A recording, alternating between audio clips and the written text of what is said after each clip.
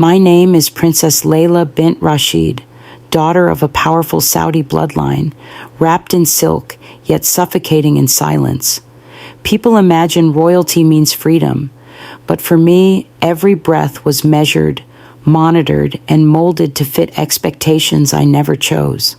From childhood, I was taught that a woman's honor lived in her obedience, her voice hidden behind veils and lowered eyes. I smiled in photos, waved at gatherings, and played the perfect daughter, but inside I felt like a guest in my own life. Every morning began with Quran recitations echoing through marble halls, yet the verses often felt distant and cold against my restless heart. I memorized words I didn't understand, repeated prayers that never touched my soul, and carried questions I was forbidden to ask. My father ruled our home with quiet authority, and my mother followed him faithfully, teaching me to never challenge what Allah had supposedly ordained. I remember watching my brothers run freely in the courtyard while I sat behind carved wooden screens, told my presence would distract angels. Even as a child, I wondered why Allah created me female, only to restrict every part of my existence before it even began. At night, I lay in my massive bedroom, staring at the chandelier lights scattering like stars, wishing I could trade luxury for freedom.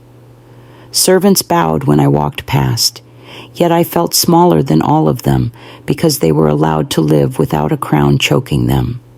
I learned early to hide my thoughts, to bury my emotions under layers of practiced grace because vulnerability was considered weakness. But the loneliness followed me everywhere, a silent companion whispering that something in my world was painfully incomplete. When I was 9, I asked my mother if Allah loved me personally, not just as an idea, but as a daughter He cherished. She looked shocked, then angry, telling me Allah loves obedience, and that love must never be questioned or expected like human affection. Her answer planted a quiet sadness inside me, a feeling that Allah was distant, unreachable, and uninterested in my tiny beating heart. Still, I tried to be perfect, hoping one day the emptiness would fade if I memorized enough surahs or prayed with enough devotion. But every year the cage grew tighter, and every rule felt heavier, like invisible chains tightening around a girl trapped behind royal gold. By 16, I learned to smile with my lips, while my eyes begged for something real, something beyond duty and tradition. I watched other girls laugh, dream, argue, and make mistakes, while I lived in a world where mistakes were punishable sins. I wondered why a God who created women would design a system that silenced them, limited them, and blamed them for men's desires. These thoughts terrified me, so I buried them deep, afraid they might betray me, afraid they might even condemn me. My world taught me that questioning Islam was like stepping into fire, and I had seen enough flames to know they burned.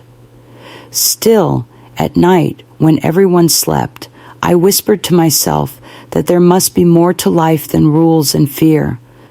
I dreamed of walking outside without guards, without approval, without eyes watching me like I belonged to everyone except myself. I dreamed of love, of purpose, of a God who looked at me with tenderness instead of judgment and constant demands. Yet every morning, I woke up to reality, wrapped in luxury that felt heavier than chains forged from iron.